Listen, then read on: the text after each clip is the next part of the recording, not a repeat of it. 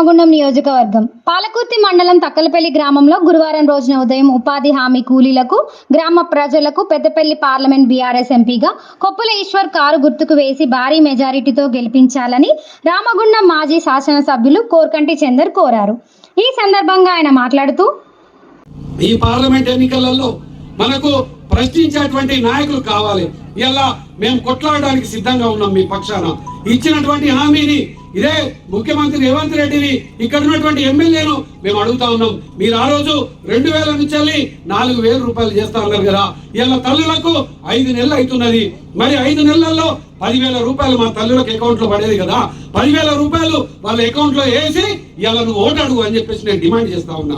2,500 మా తల్లులకు అకౌంట్లలో వేస్తానన్నావు. 5 నెలలు అవుతుంది. 12,500 రూపాయలు 5 నెలల్లో నువ్వు అకౌంట్లలో వేయాలి కదా. డిసెంబర్ 9 తారీఖు నువ్వు ముఖ్యమంత్రి అయిన తర్వాత తెల్లారి నుంచే ఈ హామీలన్నీ అమలు చేస్తావు. అమలు చేస్తలేవు. అదేవిధంగా ఇక్కడ ఉన్న పంటలు పండించుకున్నాం. మనం ఎకరానికి క్వింటాల్కు 500 రూపాయలు బోనస్ ఇస్తాను. మరి బోనస్ ఏది? మొన్న పంటలు పండినాయి, మనం అమ్ముకుంటా అంటే వాళ్ళకు 10 క్వింటాలు వెళ్ళాయి, 100 క్వింటాలు వెళ్ళాయి. వాళ్ళకు 50,000 రూపాయలు వచ్చు. పిల్లలకు చదువుకోవడానికి పనికొచ్చు కదా. దానికోసం ఇలా మక్కన్ సింగ్ ఎందుకో మాట్లాడతలేడు. ఆ రోజు ఓటు అడగడానికి వచ్చినప్పుడు మాట్లాడచ్చు. ఇలా గడి ప్రశ్నిస్తే ఇలా తప్పైతుంది. మేము ఏం అడుగుతలేం, గొత్తమ్మ కోరికలు అడుగుతలేం.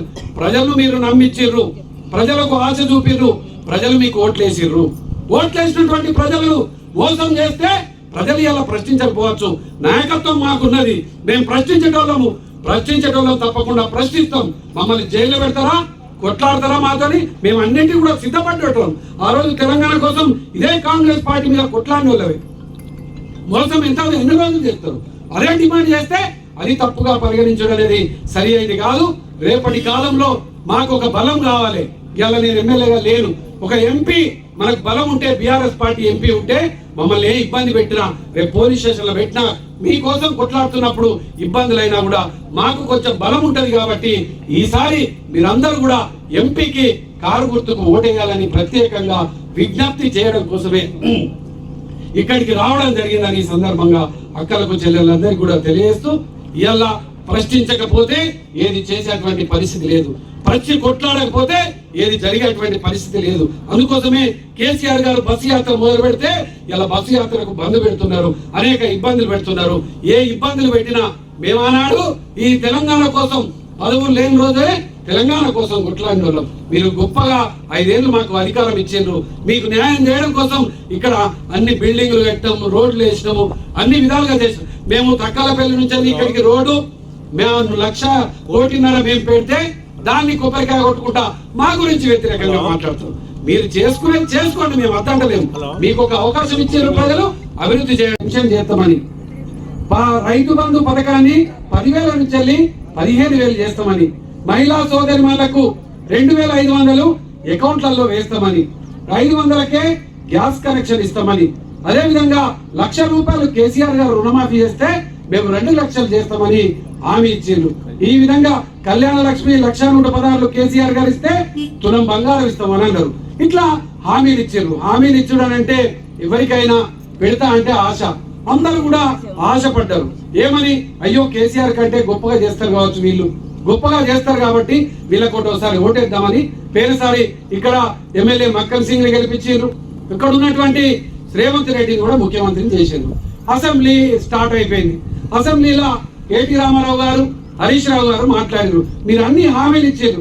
420 హామీలు ఇచ్చారు. 13 అభయహస్తం పేరు కింద అప్లికేషన్లు తీసుకున్నారు. మరి వీటన్నిటిని కూడా అసెంబ్లీలో తీర్మానం చేయండి, చట్టబద్ధత కల్పించింది, వీటిని తప్పకుండా అమలు చేస్తామని ప్రకటన చేయరని అసెంబ్లీలో మనోళ్ళు మాట్లాడారు. బీఆర్ఎస్ కు సంబంధించి మాట్లాడితే వాళ్ళు ఏమన్నారు అంటే 100 రోజులలో ఈ హామీలన్నింటినీ కూడా అమలు చేస్తామని అన్నారు. అమలు చేస్తామన్నాక మనోళ్ళందరూ కూడా వేచి చూసిరు. 100 రోజులు గడిచిపోయింది, 5 నెలలు గడిచిపోయింది. కేసీఆర్ గారు నల్లగొండలో మీటింగ్ పెట్టి మీరు హామీలు ఇచ్చారు, ఇలా ప్రజలకు ఆశ చూపిర్రు, మీరు మోసం చేస్తున్నారు. ఆశ చూస్తే ఆశపడడం తప్పేం కాదు. ప్రజలని ఆశపడ్డారు, మీకు ఓట్లేసారు. కానీ ఇలా మీరు మోసం చేస్తున్నది తప్పు, ఈ మోసం విధానం తప్పు అని చెప్పేసి కేసీఆర్ గారు ప్రశ్నిస్తా ఉన్నారు. ప్రశ్నిస్తే రేవంత్ రెడ్డి కాంగ్రెస్ పార్టీ వాళ్ళు ఏమంటారు? కేసీఆర్ పేగులు తీసి మెడలేసుకుంటాం, కేసీఆర్ ను జైల్లో పెడతాము, కేసీఆర్ కళ్ళు గుడ్లు పీకేస్తామని మాట్లాడతారు. అంటే ప్రజల కోసం మాట్లాడు తప్ప మేము అధికారంలో ఉన్నప్పుడు మా గురించి మీరు కూడా మాట్లాడారు.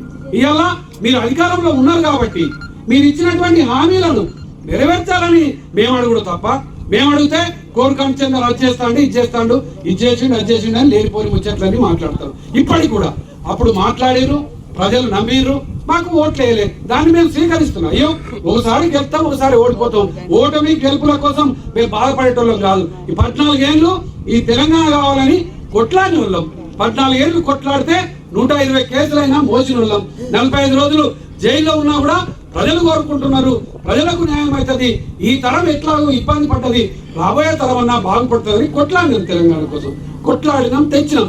ఇలా అదే విధంగా ప్రజల కోసం నిలబడి మేము మాట్లాడితే అనేక విధాలైనటువంటి ఆరోపణలు చేస్తూ ఈ విధంగా ఇబ్బంది పెడుతున్నటువంటి ఈ కార్యక్రమంలో టీఆర్ఎస్ నాయకులు, ఉపాధి హామీ కూలీలు, గ్రామ ప్రజలు, కార్యకర్తలు తదితరులు పాల్గొన్నారు.